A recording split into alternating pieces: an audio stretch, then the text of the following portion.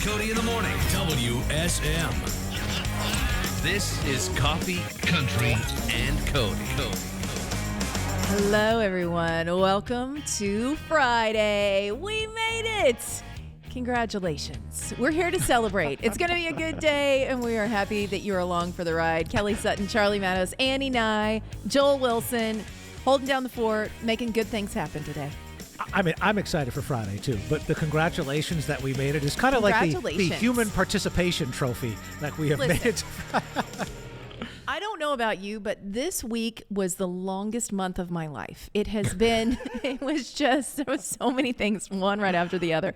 And I kept thinking, all right, we're going to get there. And when you get that Friday that's right before a long weekend, it feels like you have so much more to do because you're not going to be in on Monday. Yeah, tell me about it. Yeah, I know. Yes, I came in early to we're doing a best of Coffee, Country, and Cody on Monday morning. Do we have that? I took care, well the best. We do, well, you know. How about just clips we like? It's all a relative term. How's that? So, but we just need to call it clips we like. Stuff that wasn't bad on Monday's Coffee Country. Things we thought were funny. There you go. Yeah, so. That's perfect. But I am very happy it's Friday. And I got a great Friday night Opry tonight. Looking forward to that. That's going to be fun tonight. Yeah. So, yeah.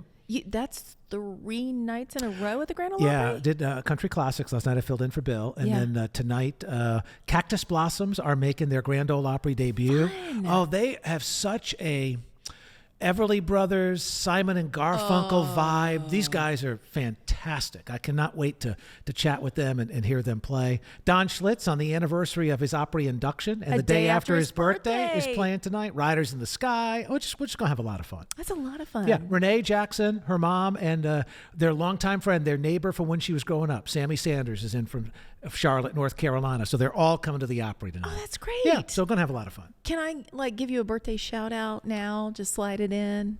Could you like a personal one or could you just tonight say happy birthday Paul Benton? What are the odds that Paul Benton will be listening if I give the shout out? He might be. Okay, then we listen sometimes. Okay.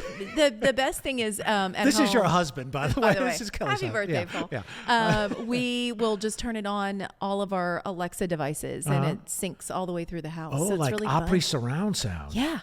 Oh, I like that. We sound good. Man, that's my dream. Like me and every speaker. Like everywhere you go, me. Oh, please do that. Okay. Yeah. I would like that. Yeah. It's delightful. Let me just tell you, it's delightful. So yeah, happy birthday, Paul. And thanks for hanging out with us. We got a great show coming up for you. Lots of stuff that we're talking about in entertainment headlines. If you missed it, I played a very funny Lainey Wilson clip that is kind of going viral. It's from our podcast that we do, Country Heat Weekly. I'm going to play that for you again. And Lainey also talking about one of her big influences in country music, who is kind of her country music big sister, if you will. Oh, okay. So I'm curious who that's going to be. All right. Also, let's start the debate now because we were talking about it off the air. I feel like this is what we bring on the air. Grapes. Yes, we're talking about grapes. Are we red grape? Are we green grape? What are the other colors? Is there like it's a dark black? Well, there's the dark black one. There's the muscadine that also come in the green and the red. Okay. And every once in a while by accident, and it's a horrible thing when you realize it, you buy the ones with seeds. Oh, that just ruins the whole day. So the discussion this morning is grapes. Also, Annie Nye has brought up the cotton candy grape. I don't know how you feel about that. I turned her on to the cotton candy grape the other day. We will discuss. Get ready. I'm like the grape dealer. It is time for entertainment headlines. I mentioned this earlier in the show. Once upon a time in my earlier life, in a past life, I should say, I guess, I used to be in news. I did news a lot, like early morning news, which was a lot of fire and death and destruction. And then I said, no more of that. And now it's only entertainment news, so it's good stuff. And that makes me much happier. Hopefully it makes everybody else happier too. So when I say we have news, just know most of the time it's all going to be good news. Okay. I'm not going to bring you anything to bring you down. There's enough of that in the world. That's not what we do here, right? Sure. Well, some of us don't. I'm a little bit of a fun sponge at times, but for the most part, I'm okay. Yeah. You don't have to agree with me. No, I was going to say you really adapted to that phrase, fun sponge. Yes, because it used to be, Renee used to call me a joy sucker. And then you said, fun sponge. I'm like, I like that fun even better. Sponge. Yes. Yeah. Feel free to use it. Yes. Okay, but here's a really fun little clip. So Lainey Wilson, Whirlwind, it is out. It is just doing gangbusters. Of course, we're talking about her new album. And when you release a new album, you do a round of press. That means you get to talk to everybody. You do a lot of podcasts and interviews. And one such podcast happens to be the podcast that I host on Amazon Music. I love it. I hope you will too. It's called Country Heat Weekly. I host it with one of my really good friends, Amber Anderson. And we're talking to Lainey, and we talked to her for like an hour. I mean, it was such a great conversation. Highly recommend you go listen. But in the middle of that, we start this conversation. We're talking about wedding rings. But when you hear her talking, a lot of people on social media where we've posted this clip didn't realize she was talking about wedding rings. So take a look and listen. I don't care what shape it is, but I want to be walking with a limp. I don't want to have to pick my arm up like this. If you can't see it from a mile away, it's not big enough. Yeah. Duck is listening to this going, oh gosh, oh gosh, oh gosh. Better go get you a loan, baby. Hey, it's Lainey Wilson. Tap the link to listen to my episode of Country Heat Weekly. Okay. So the comments on social media, I'm looking at you, Dusty Slay. He was the first one. Our friend and comedian Dusty Slay commented, this really sounded like she was talking about something completely different. It took me a second. I said, Dusty, it's a family-friendly podcast. I don't know what you're talking about. So however you want to infer that. Having a good time. Having a good time. However you want to infer that, I don't know. Up to you. You think what you want to think, but I will tell you it's a very, very Get your mind out of the gutter. It is a funny podcast. This was one of my favorite episodes. We love talking to Lainey anyway, but we really did get into some real fun stuff. She's talking about all the songs on the album, which ones were her favorites, how they came about. So if you want to deep dive, just look for Country Heat Weekly and listen to the podcast. For vinyl fans, she's got like 6 different exclusive versions, right? Like depending on where you buy it. There's a Walmart, there's an Amazon, there's a Barnes and Noble. A lot of places. There's a Target exclusive. So you could buy it 6 different times. I think that Lainey would appreciate it if you did did that. She would like that. Yes, she would really like that. Now we posed this question earlier in the show. Grapes. Where do you stand on it? It can be a controversial topic. We've got red grapes. We've got green grapes. Correct. We even have some grapes that taste like cotton candy. And that's where Annie and I comes in. Yes. Do you want to come over and discuss? So I'm team red grape. I like red grapes. But my husband, whose birthday it is today, happy birthday, Paul, green grapes. Yes. I'm just team grape. I like them all, but I like to, after they're rinsed and washed and put in my Tupperware, I like to put them in the freezer for about 5 minutes. So then they get just a little icy coating. Now, if you leave them in there for 10 minutes, you have bullets. Okay, don't do that. Then they're inedible. Okay. But 5 minutes is the perfect thing. And you are, which is the favorite grape for you? It's just really tough. Charlie does bring in the best grapes. I'm they're the green ones, and they're so crispy, but I do love a cotton candy grape. So Annie and I both, talking about grapes, started reminiscing on a song you had never heard before. I had never heard. Crazy. This is scary how well you know this song. If you haven't heard this, you're going to sing it the rest of the day. So, he said to the man running the stand, hey, bum, bum, bum, got any grapes? The man said, no, we just sell lemonade, but it's cold and it's fresh and it's all homemade. Can I get you a glass? The duck said, I'll pass. And then he waddled away, waddle, waddle. Till the very next day, waddle, waddle.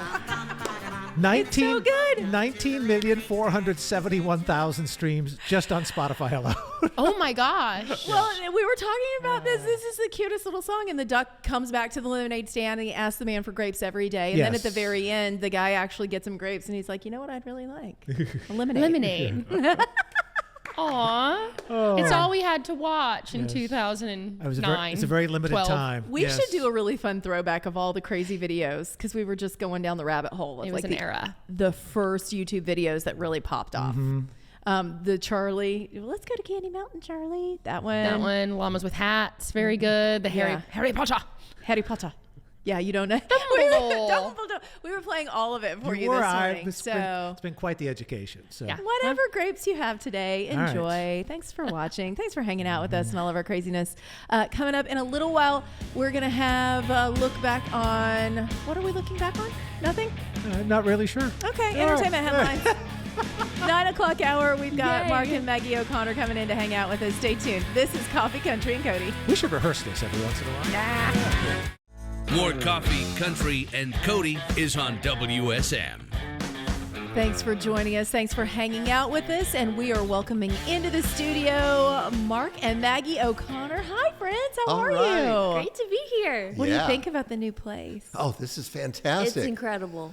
I love when we have friends that have been in many times with us and we welcome them into the new space. We're like, welcome to our new digs. Look at our new shiny stuff. It's pretty awesome. This is a beautiful studio. Yeah. Well, you know, Vince Gill was with us just a couple of weeks ago to kind of help christen it. Yes. And I love when people who come in who have such a personal connection to Mr. Acuff. And Vince obviously did, and Mark, Mr. Acuff, you guys go back to the beginning, really, right? That's right. I mean, this summer, 50 years ago, I first appeared on the Grand Ole Opry, and Roy Acuff hosted me. I mean, he introduced me and put me on for 2 selections, and that was 50 years ago last month. So a lot of history for me here. Being in Nashville, 50 years later this week has been a thrill, and it's great to spend some of it with you all. Well, we were just saying you have a pretty packed schedule. You're doing the Opry tonight. Yes. And then we've got Grandmaster Fiddler Championship. That's the contest that you won when you were 13. Is that how you got the spot on the Opry, was by winning that, or how did that all come about? No, I got the spot just because Roy Acuff asked me to play in his dressing room backstage, and then he started requesting tune after tune, and I knew a bunch of tunes. My teacher was the great Benny Thomason, and he loved the fiddle music, and they kept saying, Mark, you've got to come back next year to enter the Grandmasters, right here in Opryland. And Roy Acuff was hosting it along with Porter Wagner in those years. So I came back the next year at age 13 and won the championship. Then I came back a few more times, got second a couple of times, and then won 2 more times, all in my teenage years. So 3 times out of here at Opryland. That's incredible. What was like the prize package at the time? Do you even remember? That's what I'm always, when you're a kid. I know. The only reason I ask is when you're a kid, that's the stuff that's like, oh wow, I'm gonna win this prize. It was huge. I mean, the prize money was really good for those days. So in 1975, it was $1,000 for first prize. Okay. Which in today's money would be like $6,000 or $7,000 for a day of fiddling, Yeah. And we were poor. I mean, this would keep us afloat for a few months, and paid for all of our summer travels. My family and I, my mother and sister came, and then part of the package for the winner was another appearance at the Grand Ole Opry. Cool, so yeah. Roy introduced me again, and so that started a long line of appearances at the Opry here from those old days. I'm curious, and Maggie, you can kind of comment as well on your first time playing the Opry, but you would have done it at a little older age than 12 or 13. But at that young age, do you even, because there's a lot of history in that circle, right? And there's gravity in there, and you think of the Ryman as well as part of the history of this place. Are you young enough that it doesn't affect you, so you're not nervous at all, Mark, or do you appreciate what it was? Well, that very first, I had no idea that I was going to be on stage. So I had I remember my cowboy hat was really ratty. It was like torn apart. My sandals were all torn apart, and they had mud on them from festivals I'd been going to that summer. And I just looked really bad. And but that was it. And well, you didn't know you were going there to be performing that night. And also, you should really mention your introduction from Roy Acuff was incredible. We actually have it on recording. Oh. And he's talking about how he thinks he just met this kid backstage, and he's convinced that he's reincarnated. He is just so good at the fiddle. There's no way he's not just some reincarnation of some great musician. Yeah. It's all like on tape. That is crazy. So yeah, you were just coming and like meeting him and hanging out backstage, and then he pushes you out on the stage. Yeah. He told back those days, the manager of the Opry was Hal Durham. Mm-hmm. And there was this conversation Mr. Roy had with Hal Durham, said, we've got to put this boy on stage. I'll give up my 2 songs and put this boy on stage. And he gave a huge introduction. The whole segment lasted quite a while, but it was all so new, and I didn't understand quite. I was so young, didn't understand how these amazing icons of country music would like what I was doing. But I was playing their music, and they really appreciated that, the old-time fiddle music. And they loved the Grandmaster Fiddler Championship. Yeah. They hosted that right here. And Roy Acuff, I mean, he lived for fiddling, you know. He does kind of remind me, like Vince Gill is sort of like the modern Roy Acuff. He just loves all of country music. He loves the instrumental part, the history of it. And Roy Acuff was like that too. You know another guy who kind of gets it when you were talking like that? Catch Secor. Catch often plays with Mr. Acuff's fiddle on stage as well. Really? Yeah. Maggie, your first time at the Opry. Tell me that experience. Oh my gosh, I think it might have been. Well, I know we were with our band. Yeah. Was it a Christmas show? The family band. I think it was over at the Ryman. Yes.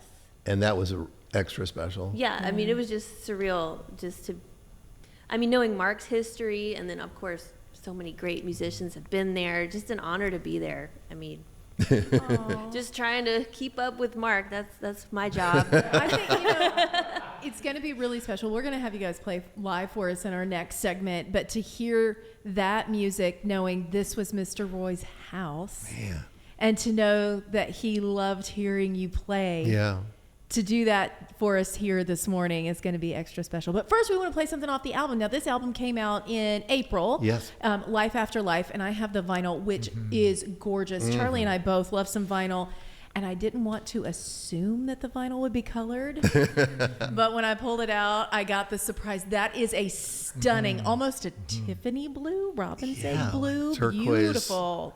Yeah. So pretty. And Maggie did all the artwork. So all the paintings. It's gorgeous. Maggie's a visual artist as well. It's a beautiful package. Yeah. It's so beautiful. The gatefold cover is beautiful as well. A lot of good information in there, and it's just beautifully presented. Yeah, it's a great package. Those are available on the website, I'm guessing?